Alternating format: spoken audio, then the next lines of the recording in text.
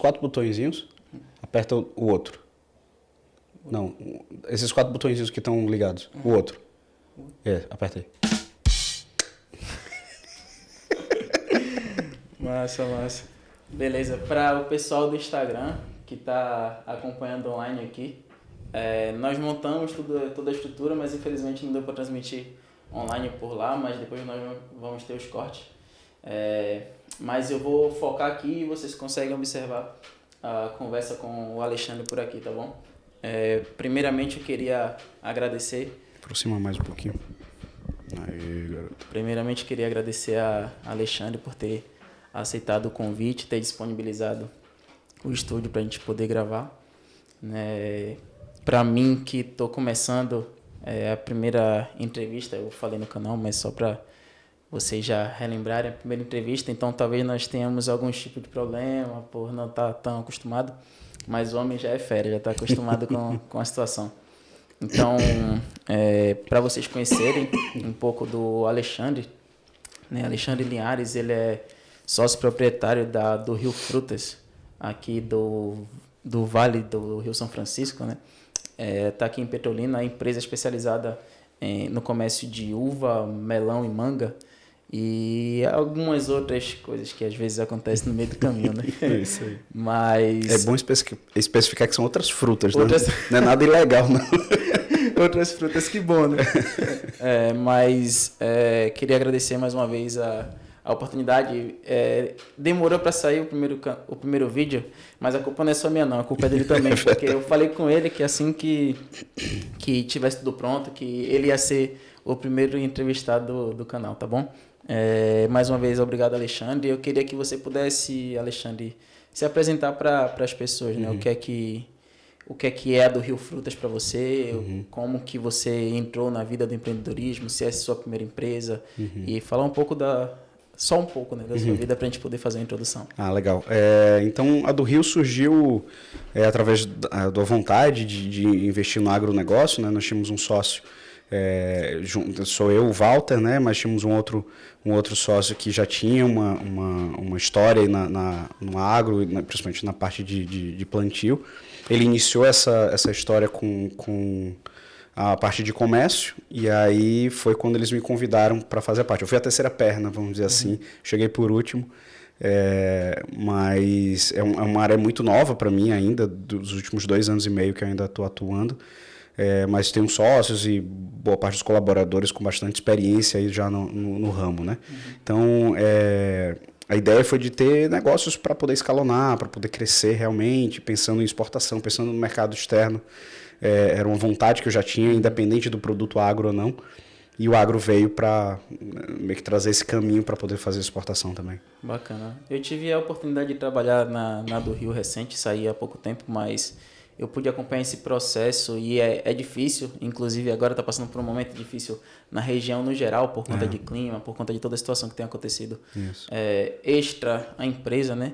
Mas eu queria que você pudesse falar para nós, Alexandre, essa é a sua primeira empresa, você já iniciou um outro projeto, como que você entrou no mundo do empreendedorismo? A primeira empresa foi a Lock Gibi. Muitos anos atrás, eu acho que a única pessoa no mundo que vai lembrar é minha mãe. Mas a Lock Gibi foi lá quando eu tinha, acho que na minha época, 4ª série. Hoje em dia, não sei imaginar como é que chama. Eu alugava gibis para os meus colegas na escola e tal. Eu tinha uma coleção, eu tinha uma coleção muito grande da Marvel, da DC, e várias outras revistas. E aí eu começava a alugar para a galera que não queria comprar, não queria ter coleção, era um negócio que eu gostava. Mas queria também ler e tal, e aí eu alugava por centavos na época e comecei a fazer. Só que eu tinha outros amigos também que gostaram da ideia e tinham suas coleções e começaram. Então eu comecei a enfrentar concorrência. E a minha primeira atitude foi fechar o negócio.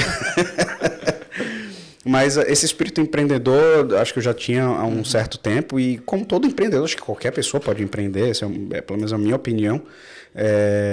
O sucesso ele é muito relativo ao que você interpreta como sucesso e o que o mercado vai aceitar do teu produto. O sucesso para mim, na verdade, é uma sequência de acertos e erros, e principalmente o ingrediente principal, que é a persistência.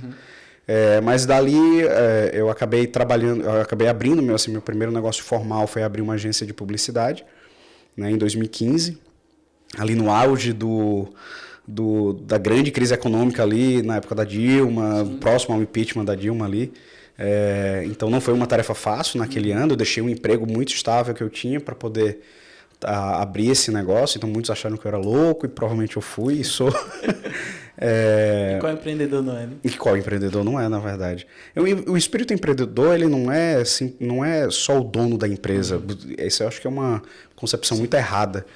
Existem vários empreendedores, inclusive hoje do Rio, que são colaboradores, mas eles tomam aquilo como seu próprio negócio, eles têm um espírito de inovação, que é o espírito base do empreendedor. Enfim, eu acho que a partir dali foi o meu primeiro negócio formal, né? Então, abri uma agência de publicidade em 2015 e nós começamos, nesse período, a fazer alguns investimentos no agro, mas investimentos de capital mesmo. Eu, meu pai e algumas outras pessoas, a gente começou a investir em uma fazenda de manga aqui em Petrolina. E aí o negócio foi crescendo, foi tomando corpo. E surgiu essa oportunidade de vir ajudar na administração aqui da do Rio, é onde eu estou até hoje. Deixei a administração lá da agência com o meu sócio, que inclusive está morando em Petrolina hoje. Então, Petrolina é um polo de atração, né? Você vê várias pessoas que é diferente, né? Muito interior no Brasil você tem uma rotatividade de pessoas saindo. Não tem muita rotatividade, é mais o pessoal jovem saindo, porque não tem muita oportunidade de emprego, não tem um mercado muito pulsante. Aqui não, é bem diferente isso, né? Você tem pessoas de fora querendo empreender aqui dentro. Então, é um mercado que atrai, é um mercado assim, com uma base econômica bem legal, porque tem como sua base econômica o agronegócio, que no Brasil é uma base um pouco mais estável, vamos dizer assim, estável. Porque tem um clima, tem chuva, esse ano de muita chuva. Mas isso foi o que nos atraiu para poder vir para cá. Bacana, bacana.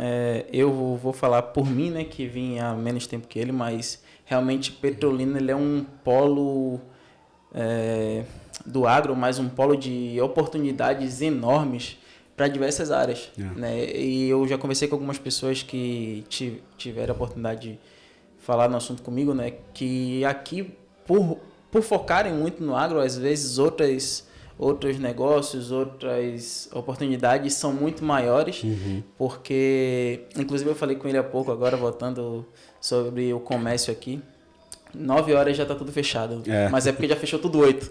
Exatamente. Então, mas começa tudo muito cedo aqui também, né? Cedo, você tem até pelo próprio agro, você tem tudo começando muito cedo. A maioria dos empreendedores aqui começam muito cedo. A maioria dos colaboradores começam muito cedo. Então, você tem a base e o topo da pirâmide voltando para casa às 4, 5 horas da tarde. Então, funciona um pouco diferente o ritmo, né? É verdade. Alexandre, eu vi que você falou sobre você, seu sócio, a agência ter investido numa fazenda aqui e também você falou sobre o seu pai. Isso. O seu espírito empreendedor veio de seu pai? Tem mais alguém na sua família que tem esse espírito empreendedor assim como você ou veio de você mesmo? Eu tenho como meu pai uma grande inspiração, mas principalmente um grande apoio. Meu pai, não por si só, ele era um empreendedor, ele foi um empreendedor. Hoje em dia Hoje em dia ele é investidor, empreendedor, está aposentado, então está cuidando desses investimentos, né, e tal, e está abrindo talvez outros negócios. Ele está aposentado recentemente, então provavelmente vai começar a se coçar daqui a alguns meses. Mas ele disparado é o meu maior apoiador. Desde a LockGB, a minha mãe também me apoiou muito naquela época. Vendia sorvete no prédio que a gente morava, eu tinha mais novo, acho que antes da LockGB eu vendia sorvete também. Então comecei a entender um pouquinho sobre demanda, sobre oferta, sobre como apresentar um produto, mas eu tenho no meu pai uma força não só de expressão, mas de apoio muito grande. O trabalho do empreendedor ele não tem glamour, o glamour é uma fachada que se apresenta em algumas ocasiões e algumas pessoas gostam de apresentar isso. Não é que não é algo bom, não é que é algo que possa te trazer conforto ou nada desse tipo, mas esse glamour é algo muito... eu queria escolher bem um adjetivo, mas relativo.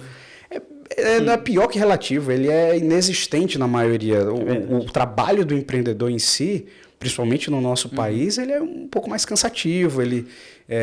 Você passa por percalços que em outros lugares do mundo você nem imagina passar. Né? Carga tributária... E várias outras questões, assim, mesmo de mercado, como o mercado oscila muito, né? Você não tem uma estabilidade muito do mercado brasileiro, da economia brasileira te ajudando a ser tão estável que você consegue. Os juros aqui são muito altos, então você depende de juros para crescer em qualquer negócio.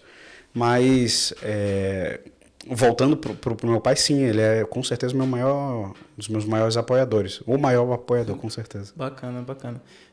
Eu acho que o apoio dentro de casa é um grande empurrão positivo para poder nós metermos a cara, né? Para quem não sabe. Acredito que quem me segue aqui sabe que eu não sou um empreendedor ainda de tanto sucesso como o Alexandre, né? Ele falou que o sucesso é relativo e eu concordo também, mas eu ainda não alcancei um patamar de estrutura física concreta, assim como eu acredito que hoje já tenha, talvez não ainda o que ele espera, porque o empreendedor nunca quer só aquilo, na verdade. Não, você sempre está inquieto. É verdade. Mas eu sou um empreendedor nato, eu tenho isso dentro de mim, eu sempre estou fazendo uma coisa ou outra. Também já tive isso de vender revistas, não aluguei, eu não pensei tão além quanto ele, né? Mas desde sempre eu fiz isso também. E o apoio dentro do lar é bastante importante para poder inspirar as pessoas a fazerem, né? Mas você falou, Alexandre, de alguns problemas que nós temos no nosso país para empreender e é muito grande comparado com os outros países, às vezes chega a ser surreal de absurdo.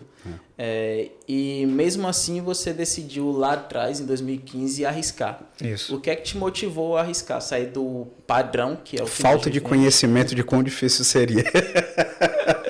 Com certeza foi um pouco de ignorância, vamos dizer assim. O que é normal, você quer empreender, começa.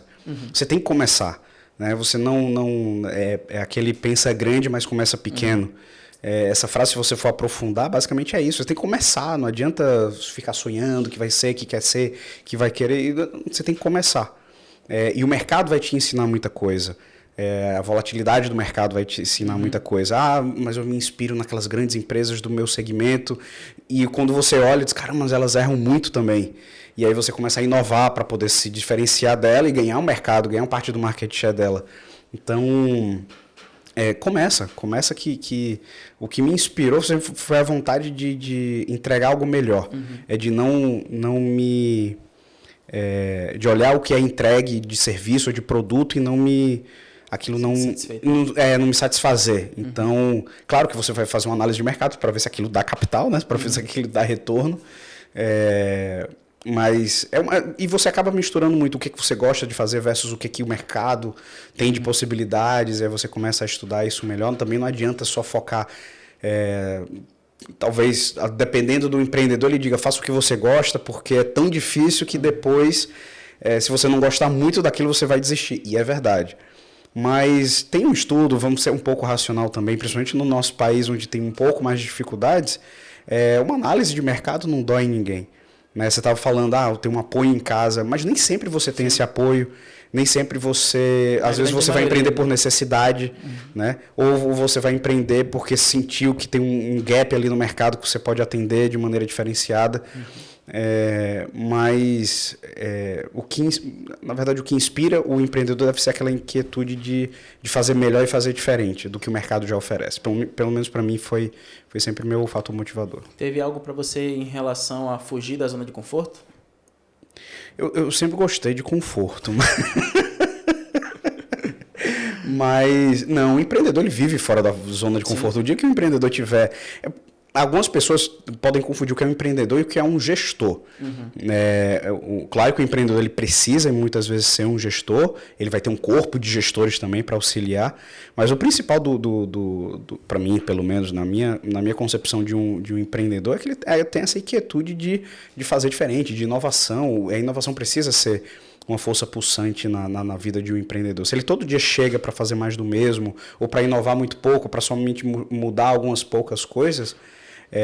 ele deixa de ter aquela visão macro do mercado e o que ele pode estar fazendo diferente ou entregando diferente, entendeu? Então, talvez essa seja a visão. E eu acho que é aí que as empresas quebram, né, Alexandre? Na grande maioria das vezes. Se ela não coloca alguém na frente para poder ter essa visão... Porque, por exemplo, hoje você é proprietário da do Rio, mas você também é diretor. Sim. E você pode chegar num determinado momento da sua vida que você vai olhar e você vai pensar, eu acho que eu não tenho mais nada... a agregar a empresa, pelo menos agora. Meu conhecimento está um pouco limitado. E tem muita gente que chega nesse patamar e não tem, talvez, a ideia de colocar uma outra pessoa na frente para poder colocar o negócio e você só gerir por fora, né? E eu já vi isso acontecer, eu já vi que muitas empresas tiveram certos problemas, até quebraram ou simplesmente foram deixadas de lado justamente por causa disso, né? A pessoa, ela chegou num lugar onde ela achava que ela não poderia mais ir e simplesmente não colocou ninguém para poder fazer aquilo que ela poderia fazer, né? O principal de quebrar uma empresa, tem vários motivos, inúmeros motivos, de novo no nosso país, que pode fazer uma empresa quebrar. O principal é fluxo de caixa. Se você tem um bom fluxo de caixa, qualquer negócio dá certo, basicamente, né? Qualquer negócio se sustenta, pelo menos. Pode não dar certo a longo prazo, talvez porque o produto não desenvolveu, mas se você tem fluxo de caixa, você permanece no mercado. Você vê empresas que inovam muito pouco, ou aparentemente inovam muito pouco, né? Mas são estratégias dela de ser só um pouquinho melhor do que o mercado, oferecer um produto talvez um pouco mais barato, ganhar no volume, mas ela controla o fluxo de caixa. É uma coisa bem técnica, mas se você tem isso, né? Então, o empreendedor ele precisa montar um corpo de... A empresa do empreendedor são as pessoas que estão com ele. E a primeira coisa é confiar nessas pessoas, que elas vão conseguir fazer essa entrega. E aí eu concordo, o espírito empreendedor precisa estar gerando novos negócios o tempo inteiro. Então, pensando no macro o tempo inteiro, né? Bacana. E você falou dessa questão dos novos negócios, né? Você falou anteriormente que você tem a outra empresa, né? A Axis. E como você faz para poder estar nos dois espaços ao mesmo tempo, sendo proprietário de ambos, né? Isso. Hoje na Axis eu sou um sócio nominal da empresa, mas eu não tenho diretoria mais lá, eu era diretor executivo lá e passei para um outro sócio que nós temos, um sócio muito melhor do que eu. Eu tenho talvez a pouca habilidade que eu tenho na minha vida é de escolher bons sócios, principalmente os sócios diretores da empresa. Então eu trabalho com pessoas melhores do que eu. Hoje na do Rio eu tenho um sócio que é muito melhor do que eu nessa área. Na agência Axis eu também tenho um sócio que é muito melhor do que eu. Então eu pude me cercar de pessoas com excelência, vamos dizer assim. Então, quando eu decidi vir para cá, eu sentei com meu sócio, conversei e ele já estava bem à frente. Apesar de eu estar como diretor executivo, ele estava muito à frente de mim. Então foi muito fácil passar esse bastão. Na verdade, ele só pegou, tá, beleza, pode me dar. E a gente avalia pelos frutos, né? A agência hoje é uma agência bem melhor, bem mais robusta do que contava comigo. Então, eu peguei aquele início ali da criação da empresa, ele já pegou ali do meio para frente e já conseguiu alçar outros voos, né? Então, é isso que eu espero estar fazendo pela do Rio, espero que evolua cada vez mais, ambos os negócios também. Bacana, bacana. Eu fico muito feliz quando você tem a oportunidade de ter pessoas que te ajudem a progredir, né? Porque às vezes acontece de você ter pessoas para te puxarem mais para baixo ou para estagnar. Sim. E isso às vezes acontece com alguns sócios. Você já teve alguma experiência com algum sócio que não foi tão bom ou que tivesse esse mesmo feeling dos outros sócios que você tem agora para poder te fazer subir, fazer a empresa crescer? Sociedade ela é um casamento, né? Sociedade é um casamento. Eu vou dizer assim, na parte boa e na parte ruim. Um casamento é muito melhor que uma sociedade. Mas eles são coisas similares. Às vezes você passa muito mais tempo com o seu sócio do que com a sua própria esposa. O que é triste, né? Mas eu tenho a vantagem de poder ter Ju trabalhando comigo. É vantagem e desvantagem para ela mais do que para mim. Mas o problema da dificuldade de sócios é a visão. Quando você tem sua visão de negócio bem alinhada, quando você tem os objetivos muito bem centrados, apesar de eu gosto muito da parte de broadcast, de transmissão, né? Eu me coloco às vezes no lugar do diretor de cortes, onde ele está basicamente olhando para 20, 30 câmeras ao mesmo tempo e escolhendo sempre aquele melhor cenário para poder colocar para o telespectador. Tem um pouco disso também no empreendedor, porque você precisa estar o tempo todo olhando para o macro para poder ter a visão de longo prazo da empresa. Quando você tem isso alinhado com os seus sócios, principalmente os sócios diretores, mas também os sócios investidores, porque eles estão ali dividindo bronca junto com você, a viagem se torna um pouco menos difícil, né? Se torna um pouco menos difícil. Ter isso para o sócio investidor é mais difícil, porque o sócio investidor ele não participa do dia a dia da empresa, ele só quer analisar resultado, e é o que ele fez, ele pôs dinheiro, ele quer dinheiro de volta, ele pôs dinheiro, ele quer dinheiro de volta.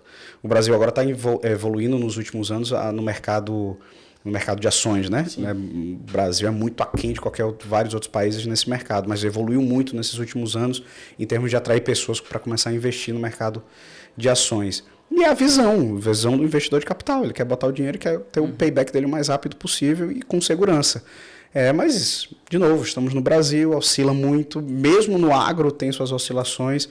mas você encontra no agro um pouco mais de segurança, talvez no médio, longo prazo, na estabilidade de consumo e tal. Mas eu acho que era isso. Não sei se eu desviei um pouco do foco. Você desviou bastante, mas deu para responder. TDAH que chama, né? TDAH que chama, né? Lá em Salvador o pessoal fala que você deu baratinho. Só um minuto, Alexandre. Pessoal, infelizmente, eu recebi alguns feedbacks aqui. Infelizmente, o áudio realmente vai sair um pouco ruim ali, porque nós estamos focando mais aqui na transmissão com a imagem melhor e tudo mais. Eu tentei fazer isso aqui para poder vocês acompanharem. Mas vai dar certo, se vocês não conseguirem ver agora, vai sair na íntegra o vídeo aqui depois, vai ter alguns cortes também, vocês vão poder aprender bastante, porque a conversa aqui tá bacana, tá bom?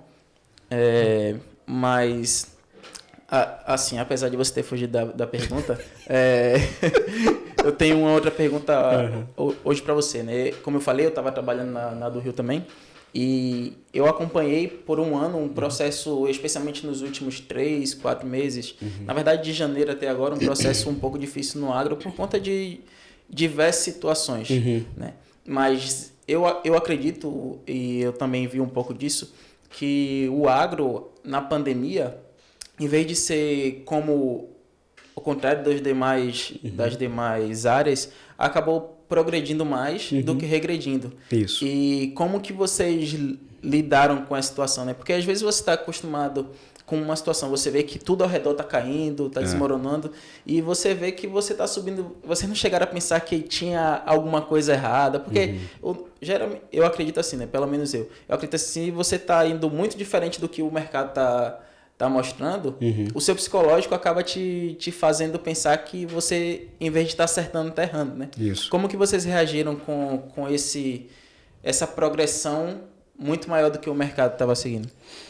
Na verdade, a gente tem o Walter, que é nosso sócio diretor comercial, ele tem uma visão de mercado bem ampla, né? Ele já tem bastante experiência nessa área comercial do agro, então apesar de todo comercial é muito agressivo, né? Ele tem esse perfil agressivo no comercial também. Mas foi engraçado, porque na época que começou o lockdown, ele parou para pensar, ele botou o pezinho no chão e disse, não, calma, isso aqui que está acontecendo nunca aconteceu, é muito imprevisível. Óbvio que como empreendedor você vai fazer algumas apostas, e felizmente fizemos algumas que deram certo, então vamos apostar um pouco mais no volume, vamos crescer o faturamento agora, e a gente fez algumas apostas que acabaram dando certo no crescimento da empresa.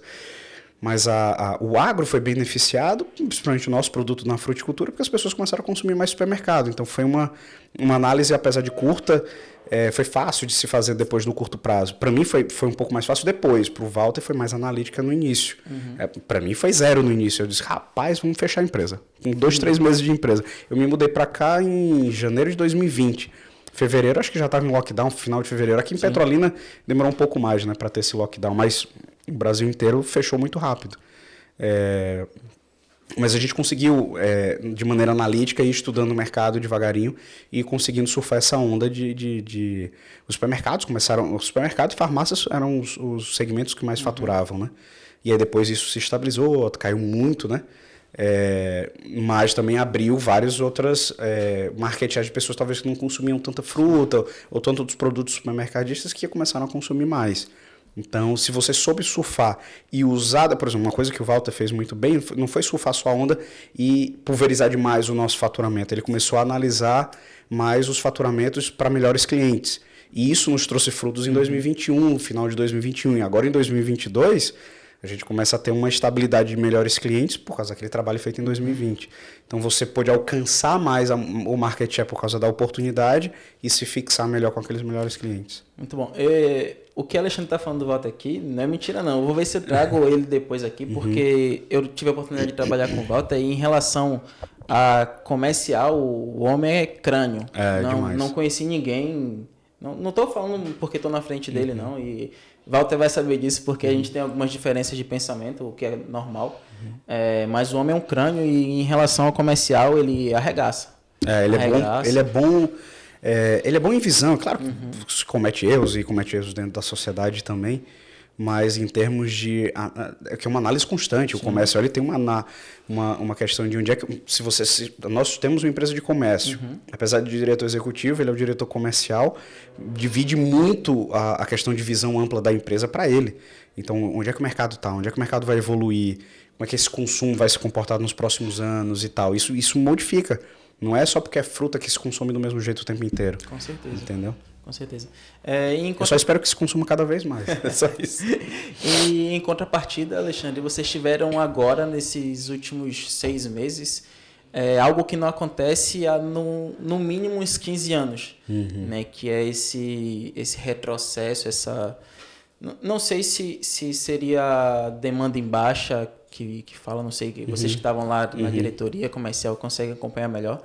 E vocês subiram muito na pandemia e agora que está diminuindo, está voltando mais infelizmente, mas está diminuindo mais o número de casos, o número de mortes, acabou tendo essa redução. Isso.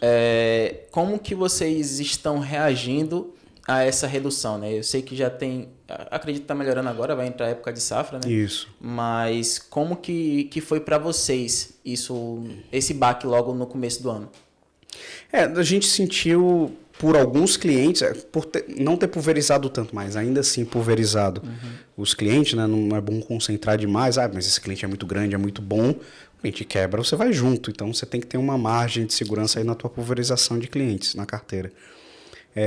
Então, por ter essa pulverização, a gente se protegeu muito com relação a natural baixa na demanda, né? Então, isso foi tranquilo. 2022 ainda não é um ano, ainda é um ano atípico, não tivemos o carnaval, então o período de fevereiro é muito ruim para a fruticultura, muita gente viajando, acaba não consumindo tanto. Já tivemos um fevereiro melhor do que os últimos anos, o primeiro trimestre melhor do que os últimos anos. Ainda assim, um primeiro semestre muito difícil para a fruticultura aqui no Vale. Choveu muito, como não se chovia até nos últimos 15 anos. A estatística de perda na uva, por exemplo, que é um dos carros-chefes aqui do Vale, é de perder 60% de safra total. Né? Não se exportou quase nada, então se inseriu muito volume no mercado interno. O mercado interno não consumiu tanto assim, porque muita coisa ia para fora e o preço caiu muito. Então, para o produtor já foi um baque muito grande. É um pessoal que investe muito, que tem grandes variáveis, tem boas margens, apesar de eles às vezes dizerem que não, eu sei que tem, e tem que ter, porque o risco é muito alto.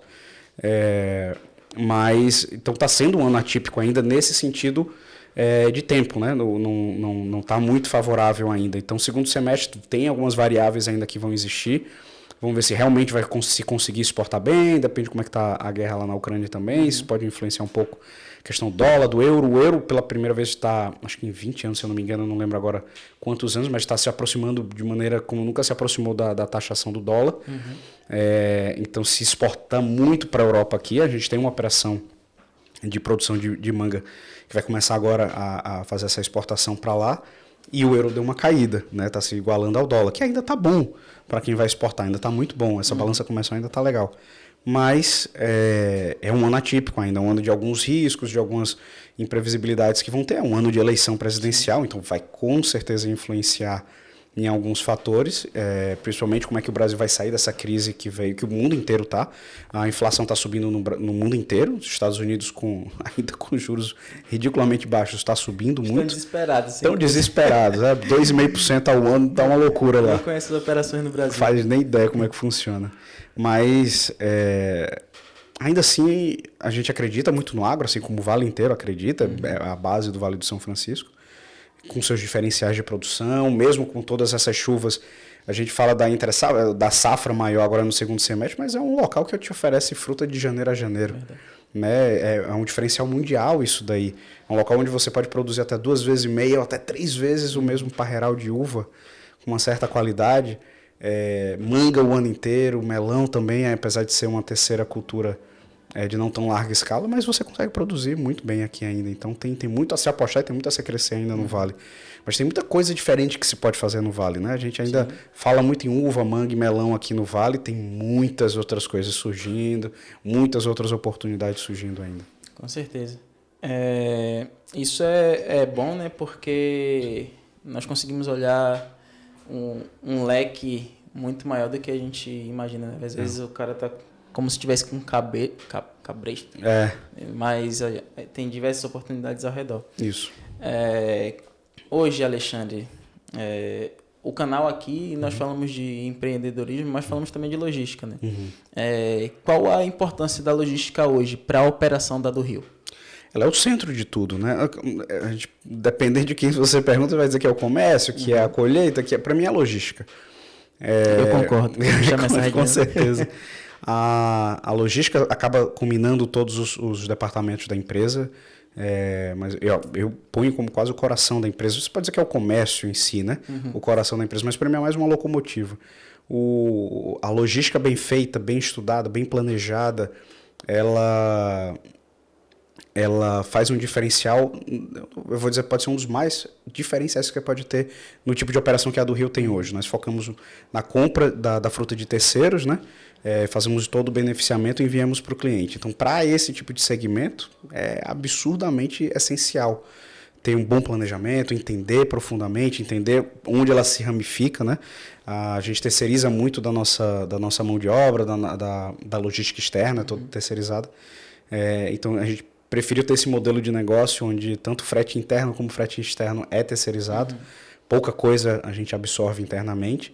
Vai tratando ali meio que demanda a demanda, ou seja, exige uma gestão maior. Então, para o nosso negócio da do Rio, eu boto como parte central. Massa. E para quem não entende de frutas, isso acontece em todas as áreas, né? Mas fruta, como é perecível, a logística ela tem uma importância muito grande, tanto que às vezes quando acontece de atrasar 1 dia, 2 dias, o cliente devolve toda a carga. Então, o cliente devolver toda a carga é uma dor de cabeça enorme para a empresa. Para quem trabalha com a logística... Não é só o produtor que tem muito risco, nós absorvemos muito, inclusive até mais. Depois da colheita, o risco é basicamente todo nosso, né? Como todo produtor aqui no Vale gosta de dizer, depois da porteira, meu amigo, o negócio é seu. Azar de vocês. Azar de vocês, a gente que colhe, a gente que embala, a gente que escolhe o que vai ser formado de produto com a marca do Rio, né? Porque a gente tem todo o processo de qualidade e tal. Mas uma logística bem feita ponta a ponta te protege basicamente em todos esses sentidos aí da questão perecível da fruta, do produto. Massa. Eu não sei se hoje eu vejo que você não tem mais tanto tempo para poder fazer isso, né? Mas eu acredito que pode ter feito. Você tem algum padrão de leitura ou tem algum livro que você leu que te ajudou a se inspirar mais, a gerar algum insight para você, alguma coisa que te fizesse, não, acho que é isso que eu quero fazer para minha vida, ou acho que eu posso melhorar nisso, que você poderia indicar para as pessoas? Olha, tem várias leituras que sim, eu me forcei nos últimos anos a ler mais. O empreendedorismo ele não pode ser nunca, e pelo contrário, ele não pode ser uma desculpa para você não evoluir intelectualmente e culturalmente. O último livro que eu li agora, eu gosto muito de biografias, então uma biografia ainda para mim que já li 2 ou 3 vezes é a do Steve Jobs. Eu gosto muito da área de tecnologia, foi uma área que ficou comigo por muitos anos e foi de grande aprendizado ter lido. Mas o último que eu li agora foi do Bob Iger, que era o ex-presidente da Disney. E é absurdo a quantidade de coisas que você pode aprender ali. Alguém que começou realmente ali... Ele não que era a pessoa mais humilde do mundo, mas ele começou realmente ali do zero, nas empresas onde ele começou a trabalhar e a perspectiva que ele tinha olhando para os diferentes departamentos da empresa até chegar onde ele chegou e inovar do jeito que ele inovou. Ele foi um dos grandes presidentes da Disney. Ele foi responsável pela compra da Marvel, compra da Fox, compra de vários... a abertura da Disney na China, que foi um evento absurdo. Então, biografia, se eu pudesse indicar um livro agora, seria essa biografia do Bob Iger. Show, massa. Uma pergunta, eu fiquei ponderando isso hoje o dia inteiro, eu vi uma entrevista, eu acompanho alguns podcasts e eu vi uma entrevista e o cara fez uma pergunta assim, hoje, Alexandre, se você perdesse tudo, a Axis, os seus investimentos, a do Rio, o que é que você faria para recomeçar? Inquietude do empreendedor. Então, eu já tenho vários outros planos de investimento, inclusive de ramificações das próprias empresas que eu já tenho. Hoje eu foco um pouco mais na ramificação daquilo onde eu já estou, então tem vários ramos dentro da do Rio que a gente ainda vai querer alcançar. Na Axis a mesma coisa, apesar de não estar à frente da Axis, eu tenho um sócio que também pensa muito no futuro e em outras possibilidades, para não só se manter no mercado, mas se manter muito relevante no mercado. Hoje eu não sei se você vai ficando mais velho, um pouco mais experiente, ainda não sou tão velho, não sou tão experiente, não sou tão bom ainda. Eu tenho uma responsabilidade muito grande com meus sócios, principalmente sócios investidores, é uma carga que eu ainda sinto muito dentro da empresa. A do Rio é uma empresa que tem bastante sócios investidores, então isso é uma carga de responsabilidade muito grande com os nossos fornecedores, sócios e colaboradores. Então são todos, como diretor hoje da empresa, são os 3 grupos onde eu mais foco, através do resultado da empresa. Mas eu não teria problema nenhum em começar do zero algum outro negócio. Hoje eu não teria problema nenhum. Eu sou grato pela experiência que eu tive até agora. E isso me faz capaz de poder fazer de novo. Então, de novo, a incerteza do mercado é uma vivência diária do que as coisas vão acontecer. É minha obrigação proteger a empresa, proteger meus colaboradores, proteger meus fornecedores, para que a gente possa todos crescermos juntos. Mas tem coisas que podem fugir da mão, né? Nós temos a gente critica talvez um pouco o Brasil, mas temos um país que vive longe de guerras. Sim. Que é uma instabilidade absurda. A gente não pode nem contemplar o que é ter uma guerra dentro do nosso país. O país basicamente para, a economia para, tudo para. Deve ser além das perdas de vidas, que é o principal. Mas economicamente você basicamente estagna o seu país aí por muitos anos na frente. E nós temos a bênção de não termos um país que se envolve ainda nessas guerras. Talvez se envolva no futuro, mas por enquanto não. Então é um timing legal ainda de fazer negócio no Brasil. Massa. E pensando assim, Alexandre, hoje você já tem um grau de conhecimento um pouco elevado em determinadas áreas, né, que você já trabalha. Hoje, se você tivesse a cabeça que você tem hoje mesmo, o mesmo pensamento, as mesmas ideias, tudo, mas você só tivesse R$100 para começar, vamos para a prática, o que é que você faria? Hoje, com R$100. Venderia fruta. Eu começaria a comprar um pouquinho de fruta e vender fruta, comprar um pouquinho de fruta e vender fruta. Na verdade, a área comercial, ela te proporciona isso. Você pode começar do zero, literalmente. Você pode alcançar áreas muito grandes, muito altos, se você desenvolver boas habilidades comerciais. Eu sou disparado, não sou disparado nenhum excelente comercial. Na agência eu desenvolvi muito isso, porque eu era responsável também pela área comercial de atendimento na agência. Mas hoje, se você tem a habilidade de pegar serviços e produtos e agregar isso e poder oferecer ao mercado, você basicamente se mantém no mercado por muito tempo. Né? Então a área comercial para mim é uma área que eu gostaria de ser muito melhor. Não sou nem disparado, tenho um sócio que é muito melhor, então é mais fácil, é mais confortável para mim ter o Walter hoje do meu lado. E o Walter hoje se sente hoje na obrigação de ampliar esse leque dele, né? Ele não pode fazer tudo sozinho, não pode faturar sozinho, então ele precisa ter uma rede aí. Mas eu acho que hoje, se eu tivesse R$100, eu investiria em alguma questão comercial. Começaria a comprar alguma coisa, oferecer algum serviço.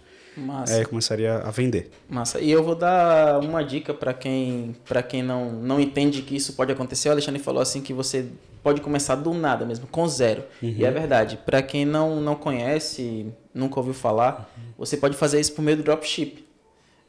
Eu, 2018, 2019 mais ou menos, eu conheci lá em Salvador uma loja que eles tinham o estoque deles, né? Eles davam as fotos para você e você fazia a venda. Você não precisava de estoque, você não precisava investir. Eu comecei basicamente com zero. Na minha primeira venda eu consegui R$500 de lucro. Poxa. Porque as fotos eram boas, eles tinham bons produtos e eu vim do nada para R$500 de lucro. Infelizmente eu tenho um problema que eu preciso mudar, e inclusive isso é uma pergunta que eu vou fazer para o Alexandre. Que é a procrastinação. Por causa da procrastinação, eu acabei não alavancando, não fazendo mais do aquilo, né? O que é que você indica, Alexandre? Ou qual seria o seu conselho para as pessoas diminuírem ou simplesmente acabar com a procrastinação? Sou um péssimo exemplo disso. Um péssimo. Eu venho me forçando nos últimos anos, a leitura foi uma dessas. Eu comprei um Kindle que eu achei muito caro e eu acho que eu leio muito hoje para fazer jus ao dinheiro que eu gastei nele. Mas procrastinação é eu vou dizer duas coisas muito ruins em qualquer pessoa, colaborador, seja empreendedor, seja diretor de empresa, é o ego e a procrastinação. São duas coisas que lhe cegam muito. Então, você querer fazer e não fazer é uma aposta muito, principalmente para o empreendedor. Se você se compromete em fazer alguma coisa e você promete alguma coisa e você não consegue você mesmo fazer para si mesmo o que você prometeu, o pior da procrastinação é dizer, eu vou começar a ler um livro por mês. E passa 6 meses e você não leu nada. Se você não consegue cumprir algo que você prometeu para si mesmo, você não vai entregar nada para o mercado. Você não vai entregar para o teu fornecedor, você não vai entregar para o teu cliente, para o teu colaborador. Você não vai conseguir nunca entregar isso. Então, o problema da procrastinação, de não conseguir enxergar isso rápido, que aí vem do ego, vem do orgulho, mas você não enxergar isso rapidamente, se forçar a mudar, criar mecanismos no seu dia a dia, criando metas, cumprindo metas. Não esticar demais sua meta, não faça uma meta tão fora da curva que vai te desmotivar já de início. Né? Quando você faz uma meta legal, que te dá um pouco de desafio, mas você consegue alcançar, aquilo te motiva para continuar crescendo. Na nossa igreja, né, a gente é membro da Igreja de Jesus Cristo dos Santos dos Últimos Dias, nós temos o presidente Hinckley, que é o profeta da igreja, um presidente que já faleceu, ele dizia, stand a little taller every day. Então, melhore um pouquinho todo dia, né? Cresça um pouquinho mais todo dia. Ou seja, não crie metas loucas e absurdas para você fazer que você sabe que não vai conseguir. Não, eu quero ser multimilionário daqui a 15 dias. Calma, boi. Talvez você consiga, talvez você tenha uma visão de mercado que ninguém tenha. Mas em 15 dias é bem difícil. Então, fazer esse passo... Você um banco. Exatamente. Mas tem um sonho. Tem um planejamento. Tem um sonho, faça teu planejamento e comece pequeno. Porque o começar pequeno te ensina muito. Como empreendedor, por exemplo, se você tiver uma oportunidade, eu nunca pensei em fazer, mas se você tiver uma oportunidade de ter uma franquia, por exemplo, é um negócio que vai te ensinar pra caramba. Na área comercial, se você for um representante de uma empresa, vai te ensinar muito, porque são escolas que vão te dar estrutura para te ensinar como realmente ser aquele empreendedor e vender aquele produto de uma maneira melhor. Porque você vai criar críticas àquela franquia que vai te ajudar a criar outras possibilidades. Bacana. Assim como o presidente Hinckley, tem outro líder da nossa igreja, o Elder Holland, que ele falou que as metas estabelecem o desejo do seu coração. E é um fato. Hoje, se nós fazemos tudo, a banda voou, dificilmente vai dar certo. Então, estabelecer metas reais. Eu acho que vai exatamente no que você falou sobre procrastinação. Quando você cria metas, você cria foco também. E o ruim da procrastinação é você se encher de coisas. O aprender a dizer não, tá aí um excelente livro que eu já falei, que é essa biografia do Steve Jobs. É um excelente livro para te ensinar a dizer não. O exemplo que ele fez de criação de produtos colaborativos, obviamente com seus colaboradores lá, mas a maneira como ele cria produtos é dizendo não. Você pega o primeiro iPad, por exemplo. Todo mundo que... mas não roda o Flash, então quase nenhum site funciona. Ele apostou na tecnologia HTML5. Estou sendo meio técnico, mas é o que a gente usa até hoje para ver vídeo na web. Ele viu isso lá atrás, né? Bem lá atrás, quando lançou o primeiro. Mas não tem uma porta USB para você colocar um pendrive, não tem um não sei o quê. Não, ele queria um negócio clean para você usar, ele queria que fosse muito bom para coisas específicas. E ele quis apostar que aquilo renderia bem no mercado. Então, dizer não para a criação de produtos, para a criação de serviços, para a tua evolução pessoal, se afastar de pessoas...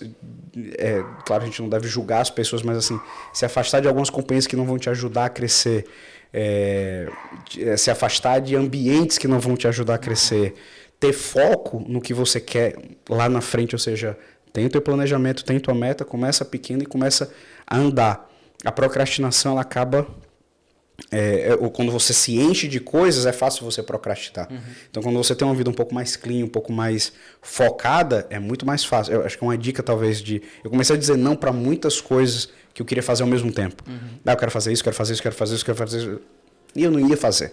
Talvez tem muita gente com habilidade. Eu conheço pessoas que têm a habilidade de fazer 10 coisas ao mesmo tempo e fazer com certa excelência. Não sou eu. Não sou eu. Que bom que tem pessoas aí no mundo que conseguem fazer isso, felizmente. Eu quero contratá-las. Mas não sou eu. Disparado não sou eu. Eu não seria esse exemplo.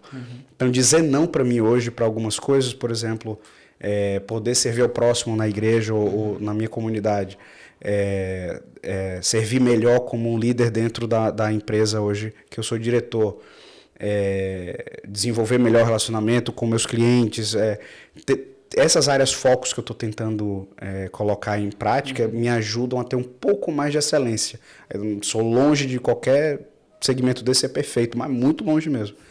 Mas é uma coisa que me ajudou a não procrastinar mais. Bacana. Eu sei, né, por conhecer o Alexandre, que você fala um outro idioma, com fluência.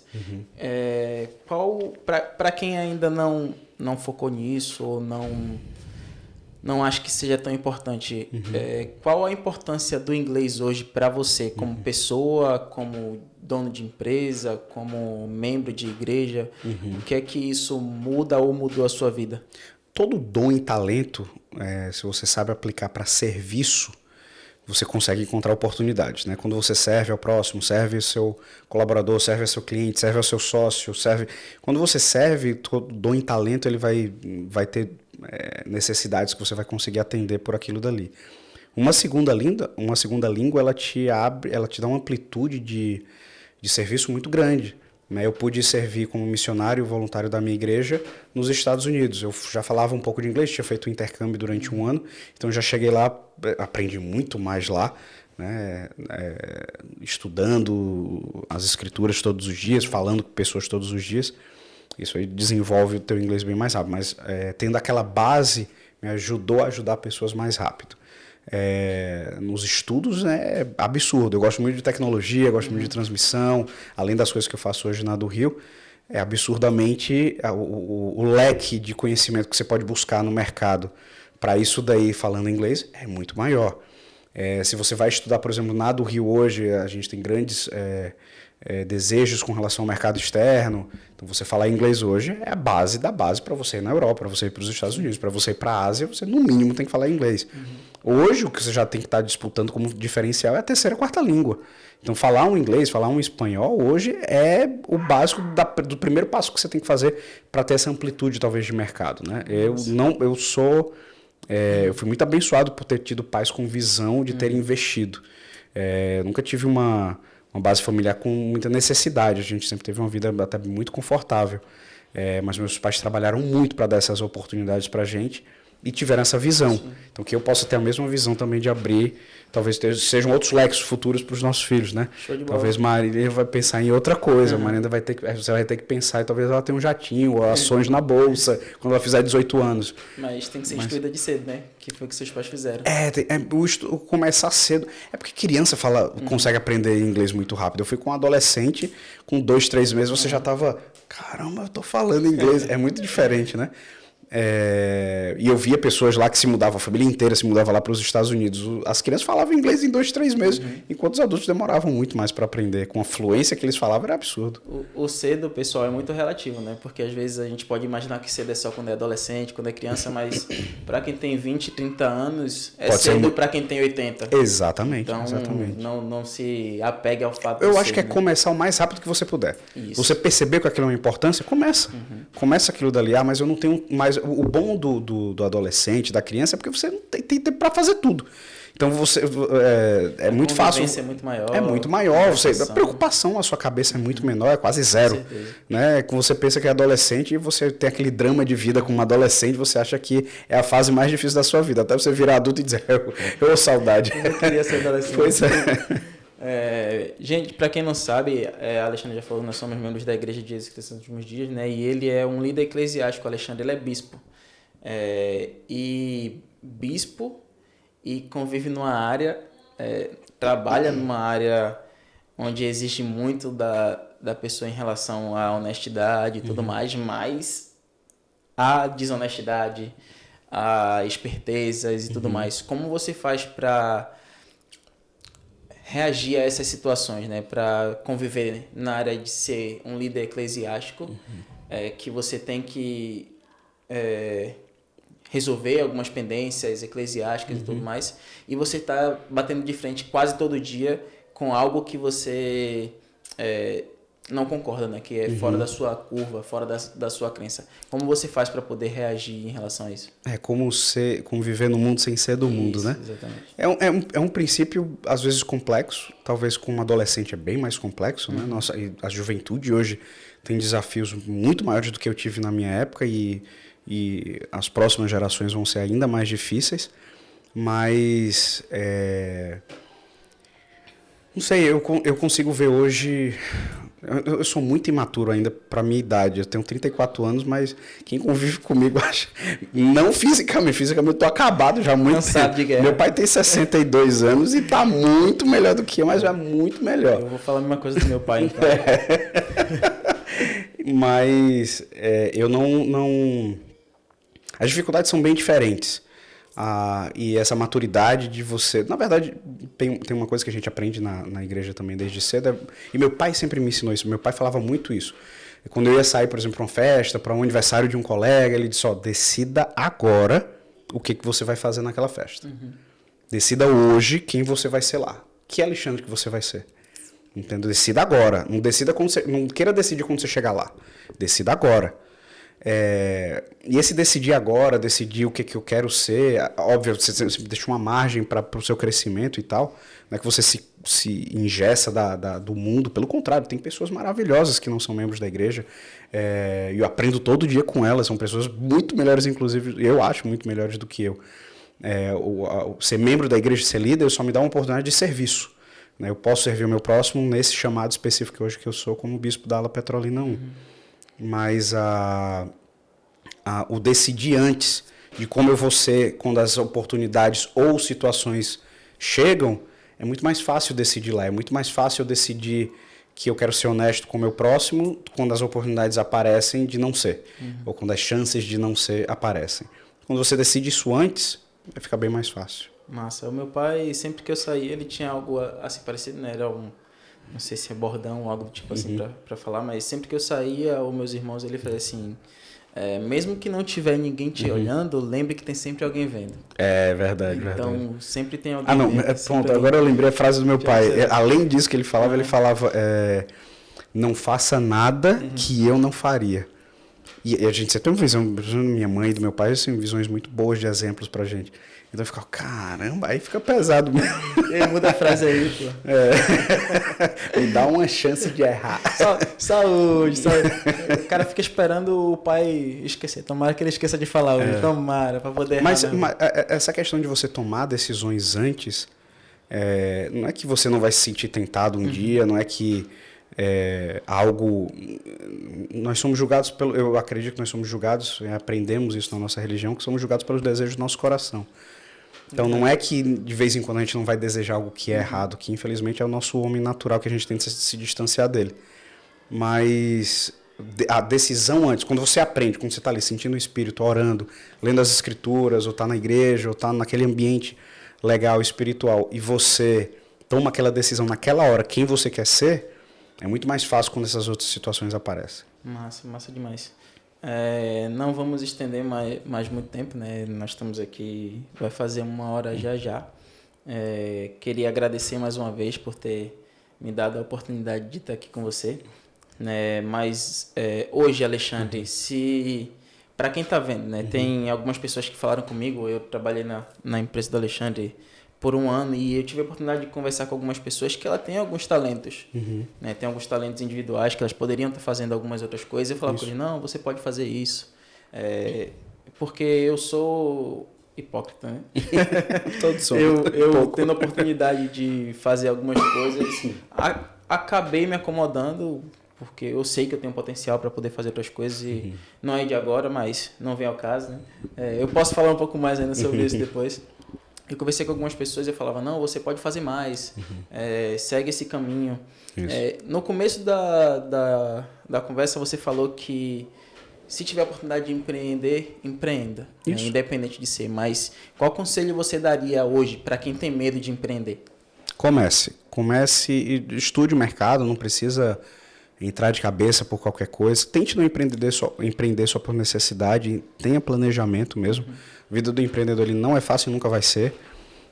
Espero que exista um futuro mais tranquilo e confortável, mas acho muito difícil que vai existir. Eu acho que é daí para pior, vamos dizer assim.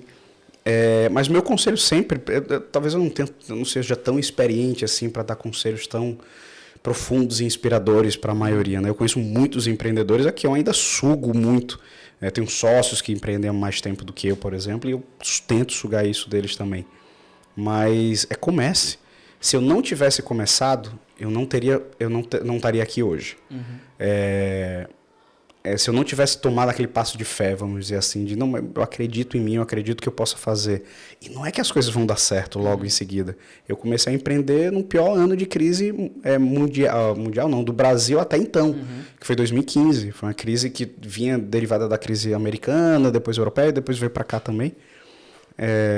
E foi muito difícil, mas muito difícil. Várias pessoas, eu nunca pensei em desistir. Várias vezes eu pensei, rapaz, será que eu tô fazendo? Será que eu nunca desisti? Quando ele tinha um cabelo bem... Não, eu tinha cabelo, era preto, eu tinha cabelo. Mas a vontade de inovar, a vontade de entregar um produto legal, a vontade de, principalmente, sobrepujar essas dificuldades, esses desafios que vão tendo. Quando você começa a ver que a dificuldade é só um desafio, e principalmente a experiência do empreendedorismo te dá isso, depois você vai aprendendo, sempre tem um jeito. Nossa. Dentro da legalidade, dentro da honestidade, mas sempre tem um jeito de você resolver, sempre tem um jeito de você contornar essas dificuldades. Talvez se você desistir, desanimar, é a oportunidade que o mercado tem de te engolir, né? Mas quando você não desiste, por isso que eu falei que a perseverança é aquele ponto mais importante, porque se você acredita naquilo que você está fazendo e você vai desenvolvendo maneiras para que aquilo seja efetivo, também não adianta ficar dando murro em ponta de prego. Né? Esqueça isso. Né? Fazer a mesma coisa não vai te fazer melhor. Fazer diferente, fazer melhor. A busca por isso aí. Aprenda que você não consegue fazer isso só. Seja humilde o suficiente para saber que você não vai conseguir saber de tudo e fazer tudo. No início você é meio que tudo, né? Você executa, você planeja, você supervisiona, você gerencia, você direciona, você faz tudo. No início. Se você quer crescer, você tem que parar de querer fazer tudo. E é difícil, eu sou um cara centralizador. Eu tenho uma consultoria hoje na empresa que nos ajuda a ampliar mais, ter mais essa amplitude para nos ajudar a chegar a passos mais largos. Mas volto para a dica original, começa. Massa. A última pergunta, Alexandre, para poder inspirar as pessoas, até a mim mesmo, né? Hoje, o que o empreendedorismo mudou na sua vida e qual a importância do empreendedorismo para você? Ele me deixou sem cabelo, com certeza. Mudou muita coisa. Eu envelheci bem mais rápido. Eu tenho tempo para pouquíssimas coisas, mas eu tenho tempo para as coisas mais importantes. É difícil você ter uma gerência do que é mais importante na sua vida. Isso é o que você vai aprendendo com o tempo. Eu ainda estou aprendendo muito como fazer isso daí. É uma dificuldade ainda para mim. De ter essas responsabilidades fora da empresa, dentro da empresa, para com os sócios, para com os colaboradores, para com os membros da minha ala na igreja. Equilibrar todos esses pratos, aqueles pratos chineses, né? Que você vai equilibrando. Uma coisa que eu aprendi, um conselho inclusive de um líder na nossa igreja também, enquanto você está ali, esteja ali. Então, quando eu estou no trabalho, eu sou Alexandre diretor. Eu sou Alexandre sócio, eu sou Alexandre chefe, que eu dei essa palavra, mas eu estou ali para servir como o diretor da empresa. Quando eu estou na igreja, eu estou ali para servir como o bispo.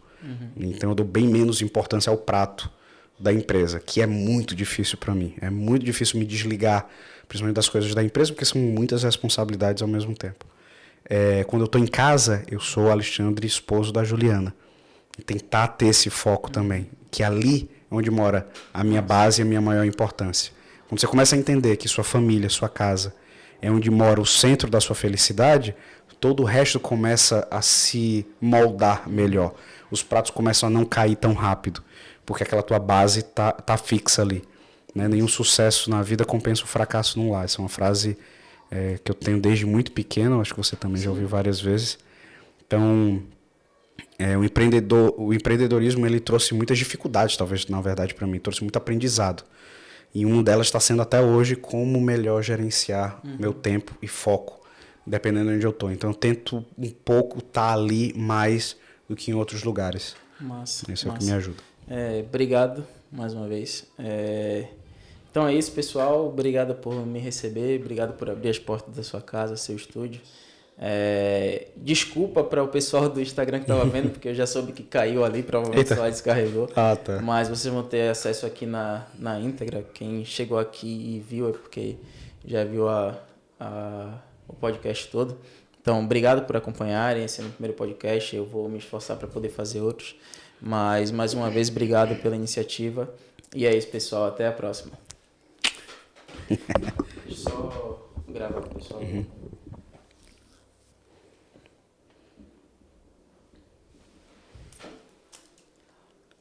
Fala, pessoal. Infelizmente, eu soube que caiu a live no meio do processo, mas eu queria que vocês pudessem acompanhar. Vai sair na íntegra no YouTube. Vocês vão aprender bastante com o Alexandre. Ou não. Vai aprender bastante. Então é isso. Continue acompanhando aqui no canal que vocês vão poder ver a entrevista completa, tá bom? Até mais. Caramba, o fone é bonzão, pô. Eu tava ouvindo nada, eu só ouvia, tipo, por fora eu não ouvia, mas eu ouvia o latido de money. É. A ideia boa para os cortes é você tentar botar alguma trilha bem baixinha. Isso. Aí ela tira toda a atenção que tem esses barulhos. Tá até chiado, você não precisa nem editar.